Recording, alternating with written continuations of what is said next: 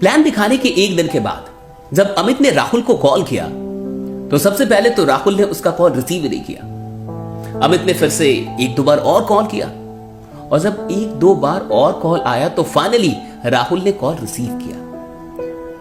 अमित ने कहा कि यार कैसा है और बता। राहुल ने बोला सब कुछ ठीक है, बता क्यों कॉल क्यों किया है। अमित ने कहा कि कल तेरे को प्लान दिखाया था एक, तो तूने क्या सोचा। राहुल ने कहा कि देख मैं तेरे से सीधे सीधे बोल दूं कि मैं ना इन जोड़ने वालों धंधों में नहीं पड़ने वाला और मुझे पता है ये लोगों को बेवकूफ बनाने का धंधा है और मैं ये सब बिल्कुल नहीं करने वाला। अमित को थोड़ा सा दुख जरूर हुआ क्योंकि राहुल उसके बचपन का दोस्त था और अमित चाहता था कि राहुल उसके साथ मिलके इस बिजनेस में आगे काम करे और दोनों मिलके आगे बढ़े। अमित ने एक छोटा सा सवाल कर लिया कि ठीक है चल तू नेटवर्क मार्केटिंग नहीं करेगा, तू मेरे साथ नहीं जुड़ेगा, ये धंधा खराब है, तो आखिर तू क्या करेगा। राहुल ने कहा कि देख मैं शेयर मार्केट कर लूंगा, मैं पैसा कहीं से कमा लूंगा, लेकिन ये इतना छोटा काम है, ये इतना नीच काम है, लोगों को बेचना कुछ, ये मैं नहीं करने वाला, ये जोड़ने वाला काम मुझसे नहीं होगा। फिर अमित ने कहा कि देख ठीक है तू शेयर मार्केट से पैसे तो कमा लेगा, लेकिन इस बिजनेस में बहुत अच्छे रिश्ते बनते हैं, बहुत अच्छे लोग मिलते हैं और राहुल कई बार ना पैसा काम नहीं आता लेकिन रिश्ते काम आते हैं। राहुल ने कहा कि देख तू ना मुझे बना मत, हाँ साला मैं सब जानता हूं कि तू चाहता क्या, तू बस इतना चाहता है कि मैं जुड़ जाऊं, तो तेरी यहां कुछ भी नहीं चलेगी। और सुन आज के बाद ना कॉल मत करियो, मुझे अच्छे से पता है कि मुझे क्या करना और क्या नहीं करना है, कम से कम ये धंधा तो मैं कभी ना करूं। और तू लोगों की बात कर रहा है, नेटवर्किंग के लोग कितने स्वार्थी होते ना, तू मुझे मत बता, और तुम सब लोग सिर्फ पैसों के लिए काम कर रहे हो।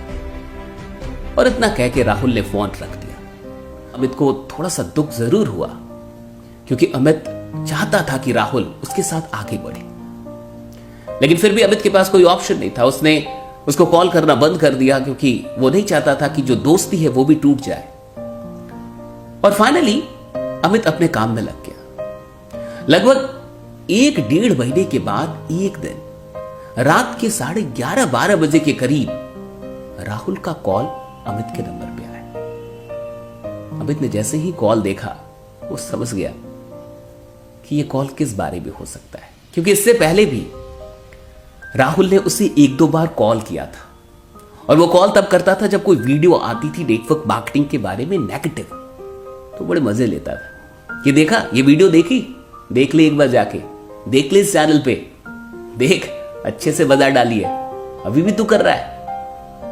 तो अमित समझ गया कि फिर से कुछ ना कुछ यही मामला होगा, लेकिन फिर भी उसने कॉल रिसीव किया और जैसे ही कॉल रिसीव किया राहुल थोड़ा सा घबराया हुआ महसूस हुआ। मामला कुछ और था। राहुल की आवाज में एक गड़बड़ाहट थी और उसने कहा कि अमित सुन, अभी मैं इस हॉस्पिटल में हूं और मेरी माँ को ब्लड की जरूरत है, मेरी माँ बीमार है और अचानक से अभी ब्लड चाहिए और हमें मिल नहीं रहा और ये बी नेगेटिव ब्लड है। अमित ने सीधे कहा कि देख तू जहां है तू जल्दी से मुझे एड्रेस भेज और तू टेंशन मत ले, हम 10 से 15 मिनट में वहां पे पहुंच जाएंगे। वैसे तूने जो हॉस्पिटल बताया मुझे पता है वो कहां पे है, फिर भी तू एक बार लोकेशन भेज दे। अमित ने तुरंत इस मैसेज को अपने ग्रुप में अपने लीडर्स के बीच में सर्कुलेट किया, ऐसे भेजा और 5 मिनट के अंदर एक बंदा मिल गया जिसका ब्लड बी नेगेटिव था। 10-5 लोग तुरंत हॉस्पिटल में पहुंचे 10-15 मिनट में। वहां पे राहुल काफी दुखद, और जब ये सब लोग वहां पहुंचे और कहा कि ब्लड मिल चुका है, ये ब्लड दे, राहुल अंदर से तो बड़ा खुश था, लेकिन उसे कुछ समझ में नहीं आ रहा था कि वो क्या बोले और क्या ना बोले। फाइनली वहां पे उसकी मां को ब्लड मिल गया और कुछ देर के बाद अमित और उसके सारे दोस्त वहां से चले गए। अमित ने जाते जाते राहुल से यह कहा कि देख अगर कुछ भी हो तो हिचकना मत, मुझे फ्रैंकली बताना, कहीं भी कोई भी जरूरत हो तो मुझे फ्रैंकली बताना, हम तेरे साथ हैं। 1 से 2 दिन के बाद उसकी मां ठीक हो गई और जब वहां से डिस्चार्ज हो रही थी तो डॉक्टर ने राहुल से कहा कि अगर सही टाइम पे ब्लड ना मिलता तो कुछ भी हो सकता था। राहुल अंदर ही अंदर रोने जैसा था। और जब वो घर पहुंचा तो रास्ते भर में वो सोचता रहा कि वो अमित के बारे में क्या सोचता था, वो नेटवर्क के लोगों के बारे में क्या सोचता था। जब वो घर पहुंचा तो उस रात उससे रहा नहीं गया और उसने अमित को कॉल किया। जैसे ही अमित ने कॉल उसका देखा, उसने रिसीव किया और उसने सबसे पहली बात यही पूछी कि और बता माँ कैसी है। राहुल ने कहा कि सब कुछ ठीक है, माँ घर आ गई है, ठीक हो गई, सब कुछ बढ़िया है। राहुल को कुछ समझ में ना आया, फिर भी राहुल ने कहा कि देख सब कुछ तो ठीक है लेकिन बस एक चीज ठीक नहीं है। अमित ने कहा क्या क्या प्रॉब्लम बता। क्योंकि तूने मुझे अभी तक जोड़ा नहीं। यार क्या फालतू की बात कर रहा है, तुझे ये काम नहीं कर रहा है। और तू ये मत सोच कि हम लोग ब्लड इसलिए देने गए थे या सहायता हम लोगों ने इसलिए की कि हम चाहते हैं कि तेरी जुआनी हो जाए, ऐसा बिल्कुल नहीं है। राहुल ने कहा कि क्या यार, ऐसा मत सोच कि मैं जिंदगी भर नेगेटिव ही रहूंगा। हाँ, मुझे लगता था कि नेटवर्क के लोग सब स्वार्थी होते हैं, और ये मत समझ कि अगर मैं नेगेटिव था तो मैं पॉजिटिव नहीं हो सकता।